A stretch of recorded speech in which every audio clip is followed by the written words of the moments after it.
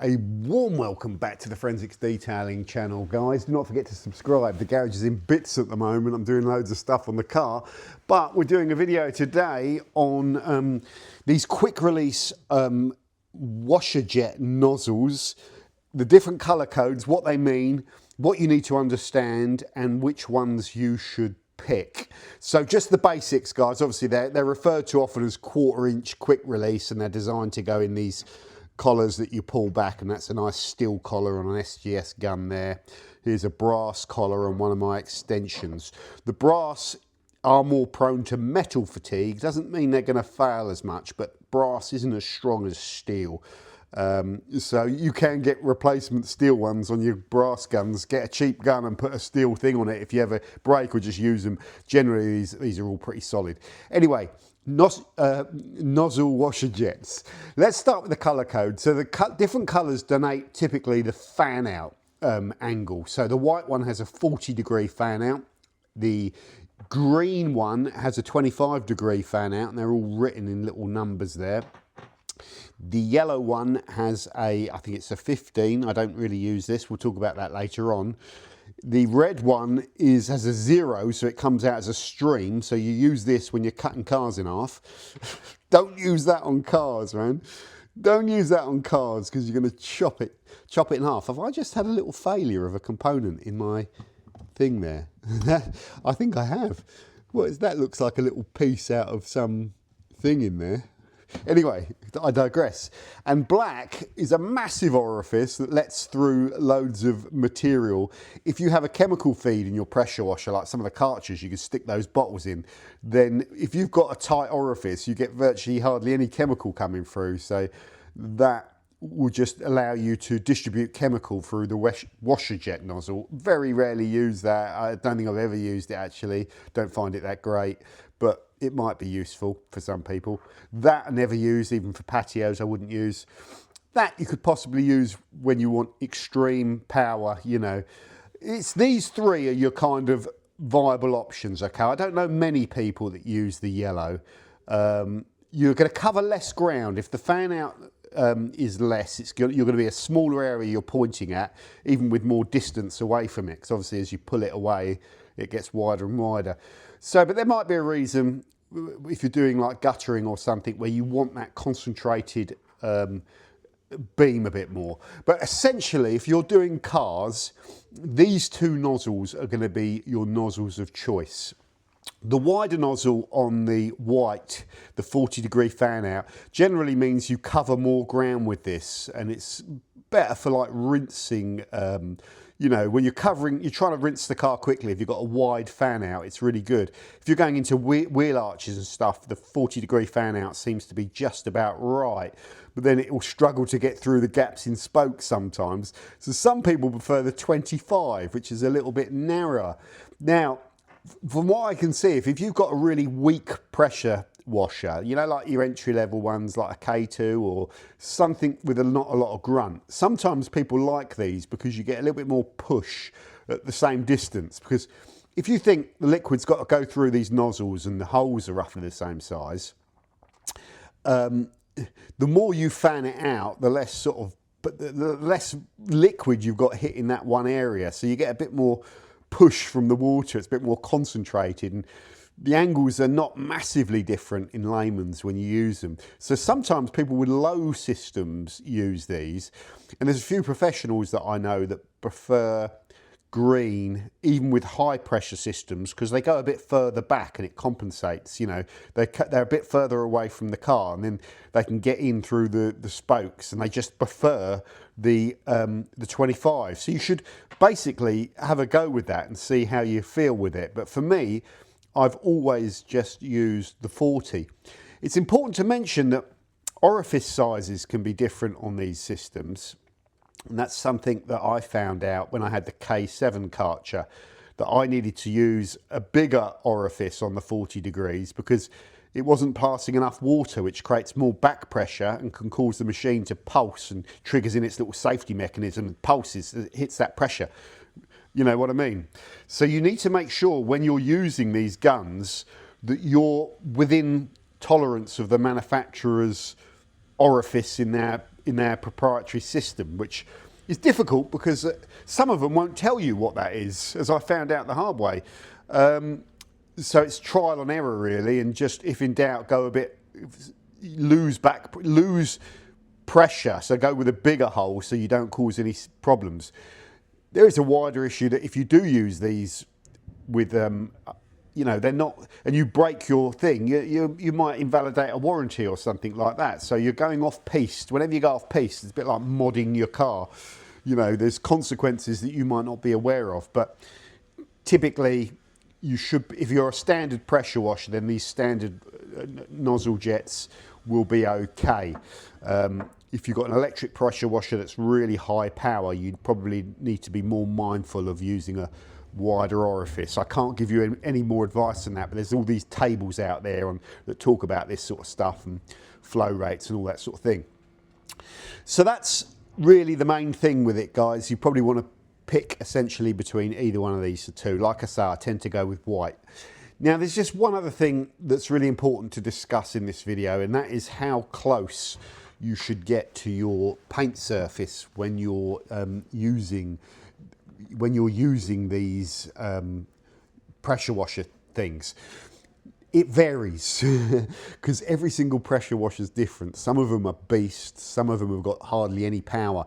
Like if you're using one of those real budget ones with hardly any power, sometimes when you've got a heavy dirt film, you might go as close as this to actually impact it. But that would be too close really for my systems that I use. The way I describe this, and I need to just get the camera up here so I can do this and you can see it. The way I describe this is typically with a good mid-range pressure washer that's between 135, I can't remember if it's bar or PSI I think it is, 125 with a flow rate of like between 135 to 145 pressure with a flow rate between about 375 and 450 LHR, litres per hour. They all give them in different ratings, so I always convert back to that. So with your average thing, you want to get this the first time you use it and just spray it with the nozzle in there and just bring your hand to it, and the point it starts to hurt typically is a good distance. Do that at your own peril. I'll get the health and safety people going nuts. But when that push starts to hurt your hand, I think you're too close. The risk is if you have a chip of clear coat, you get underneath it and you rip off more clear coat. You know, that's the danger. You're going to damage paint or even tear plastics and rubber with this stuff. And obviously people say don't use them on convertible soft top roofs, but you can if you go miles back, if you know what you're doing. But if you go close, there's a risk. So that's sensible advice. So yeah, just typically get a feel for your pressure washer and how much push it is. That push is useful for getting off dirt. It's a form of contact. It's pushing the water. So the closer you get, the more push. But you obviously, I've been to car wash places and watch them, and they go right up, some of them, like which you shouldn't do. So, you know, typically between 1 foot and 2 foot on really powerful systems, and depending on how dirty the car is enough. And then obviously you just need to be reasonably mindful when you're going down here. Suddenly you're going to be like a foot away from your thing. When you're bent down doing your wheel arches and you're blasting in the wheel arches, you can clip, when you will clip, the paintwork of the arch, and that's an exposed area where there's often flaky paint, so that could be a problem. With cars that have been resprayed, you need to be careful.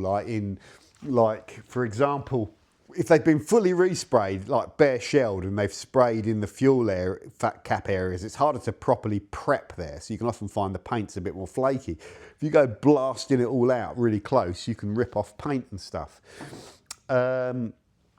Yeah, I've done all these things. I've done them all. Done everything. I've made every single mistake. It's very rare that I've gone in and pressure washed a car and ripped off paint. In fact, I can't really think ever doing that because I'm never getting too close. But I've definitely I clip the arches all the time, and when you're coming out of the spokes, you end up clipping the spokes. But paintwork on alloys is a lot stronger generally. So you do have to be careful with pressure washers. You'll be really careful pointing them at people and pointing them at yourself. You want to be really careful because if you're close, they'll rip your skin as well. So that's an important subject area. But yeah, typically you just come in and you feel when it starts to bite and it's shifting the dirt, and that will be somewhere between 1 and 2 feet away. That's my golden rule. The other golden rule is, I think, always having an extension bar to hand when you're doing a car is really useful. More often than not, I'll have the snow foam lance going directly into the gun, and then I'll put the extension arm on with the nozzle jet in it, so I haven't got to keep messing around. It's just extension in. With this, rinsing a car with this just gives you more reach. So you can get at everything. Whereas if you've got the short gun, you know, you're going to be crawling over the car. But also, I don't know, let me just check what you can see there. Oh God, that's a terrible, terrible view. So let me just pan that out. Sorry, that's probably just ruined the video. So there's another thing that's really important. When you've got the extension bar on the car, it allows you to do things that you would otherwise not do if you had just had the gun. It allows you to just kind of lean forward and go underneath this seal and go over underneath the front and jet into the grills where the radiators are and get in there without bending down so much. So you've got the ability to cover more ground by just moving your arms. And you know, I've said before, you can get into the wheel arches properly. If you've got the gun here, you can't get into the wheel arch, but if you get that in there, you've got to be careful, obviously. You can get right to the back of the wheel arch and you can get right the way around to the top of the suspension mounts. You can rotate around and get all the top mounts and all the areas that corrode. Oh, I need to tuck that bit of plastic in. I've been working in there. So that is a really important tool along with your washer jet nozzles, guys. I'm just thinking, what else? If you're doing vans and stuff like that, you can reach things that you can't reach without it. So an extension bar is really important. And I've said before, I said in that other video, having that one as well. This is a recent addition. It's all nice and clean. But that, I can pop that on there.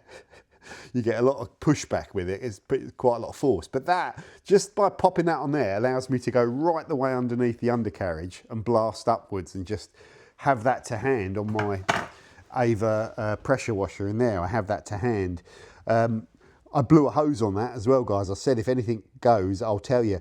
One of the hoses ruptured, so I've just got a new steel hose. It was about 60 odd quid. You're paying 3. Break it down. And yeah, the hose went. I think the rubber had scraped off the outside and I could see a bit of rusty steel. So probably, you know, maybe where it's been dragged and stuff. It's had 3 or 4 years of being used. So there you go. But yeah, that new hose is also 12 meters and the original one was 10. So I've got a little bit more play on it, which I'm pretty pleased about. Yeah, you can also get into your exhaust tips a bit more and just clean them out. So there we go. I hope this video was useful on the subject of kind of pressure washing. Yeah, you do need to be careful with the pressure washer, guys. You know, that pressure is there for a reason, but there is obviously dangers with pressure washers. When you get a really powerful pressure washer, you need to be even more, forgive that buzzing noise. When you get a really powerful pressure washer, you can come further back and it does more work for you, you know, and it cleans more dirt. It's just more effective. But with that comes the responsibility that you do need to be careful. Some of the really powerful ones, yeah, you need to be really careful. The P80 Evo in my shed, you need to be careful with that because it's got a ton of power and more flow. Same with the Karcher K7 full control, really powerful, great for doing patios and where you need that grunt. So if I had to have one, it would always be the most powerful so I can do everything. But I find this little P55 with 450 LHR and I think 140 or 145 bar, I find it's ideal for doing a car. How can you tell? You get a bit of kick, you can feel the punch with it. You know, you want to feel that punch and push so you feel like, oh, I don't want to go too close with this. But that one's like a, you know, the big one. So yeah, it's up to you. But that's my rough guidelines. I've talked about that before, but you want to be around 140 pressure, PSI, I've probably got that wrong, whatever, and around 400 to 500 LHR, with the proviso that you need a hose system that can supply about 11 to 12 litres of water per minute. So you can go to the hose, turn it on full blast and fill up a bucket and time it for 60 seconds and see how long you get. You need about 11 litres. That will be sufficient for most domestic pressure washers. If you're getting 8 or 9 litres, you're running a bit short and you probably don't want to go higher flow. Check the specifications of every pressure washer you buy on its demands. Don't use stop flow connectors because they have little threads through the middle which reduce flow. So you want to turn your tap on and you want the water to come out of the hose, and you don't want a stop flow connector on the connection into the tap as well. All those things reduce flow. You don't want any leaks on your hoses because you're losing pressure and you're losing water. And sometimes with a garden hose, if it's like a 50-metre hose, that's not as great as a little hose which goes direct into the pressure washer, which can be a bit of a problem. I thought about getting a little short length of hose just specifically for my pressure washer, but it's too much messing around changing it, so I just go straight on my hose lock reel and it works absolutely fine. Are there any other tips that you are going to need with all of this stuff? I can't think of it other than look after your pressure washer, break the pressure out of it when you finish, turn it off. When it's winter time, any water in there is more prone to freezing. I'll get away with it in this garage, but if it's winter time, you can just drain off the water out of the pressure washer, but make sure you bleed off any air. Don't just use it and then stop washing your car. You know, you turn it off, you let go of the handle, and then you just turn everything off and pack it all away, because some of those systems, they can still be under pressure. So make sure you follow the manufacturer's depressurization. Some do it automatically and it's not a problem, but some benefit from, after you've used them, switching them off, turning the tap off, and then running the water that's in there out of it, and all various procedures for your system. So there we go, guys. Let me know what you're using. There are other nozzle jets as well. There's like variable adjustable ones, you know, where you can change the rake. Might be useful, I don't know. That's worrying me. Might be useful. The rubber on them, these, if you shoot them at your car, that's another big risk, that you don't pop them in properly and they go flying out. So when you start your pressure washer up, if you can remember, I don't always remember, point it at the ground first just to check it. So you can get rubberized sheathed ones, you can get adjustable ones, you can get nozzles which rotate around so you can change angle on them, and it might be handy. For me, that setup with that is what I need, and I don't think I'd go any further. The exception will be that one day I'll fire this at a car and then I'll be right, that's it. I'm going over to like rubberized ones. Really, you could argue that these heads should be rubberized. I don't know. You'd be unlucky. You might get away with that, but it depends how close you are and all that, because they can be like bullets. So there we go. I think swivel things on these are desirable as well. I've got the adapter there to go onto it's a Nilfisk Ava fitment. A thing on guns, do you need the real high quality guns, or can you use the cheap Chinese ones? If you strip off this plastic case, there's a bar that goes here, and then in there's a pin valve, so it pushes on a pin, and then there's a bar that goes that way. That's all these guns are. So a Chinese one tends to have little brass fitments going up there, little brass valve thing, and then it goes to a brass head. The plastics, you know, they're a factor. This is an SGS35, which is about 75 quid, so it's all steel. It's a bit more heavy duty, but there's people in the comments that tell me they use the Chinese ones that are 30 quid and they've had no problems with them. And I've said to them, yeah, that's fine, yeah. If they do break, they tend to break here from the weight of this arm on there, and the snow foam lance with a litre in there can shear, and it can shear these off here. That's metal fatigue, like they can go here. That's what happened to me with that deluxe one after a year or so, whatever. You can just then unscrew this and put a stainless steel one on there.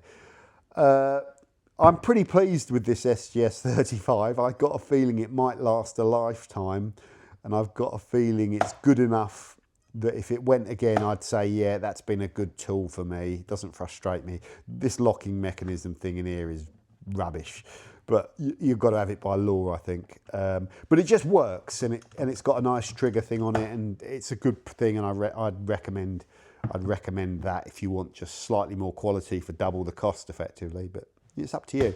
You get the idea. Okay, guys, that's kind of everything. That's all I got. I've dumped my brain. I'm sure there's things I've missed, but thanks for watching. Don't forget to subscribe, and I'll see you soon.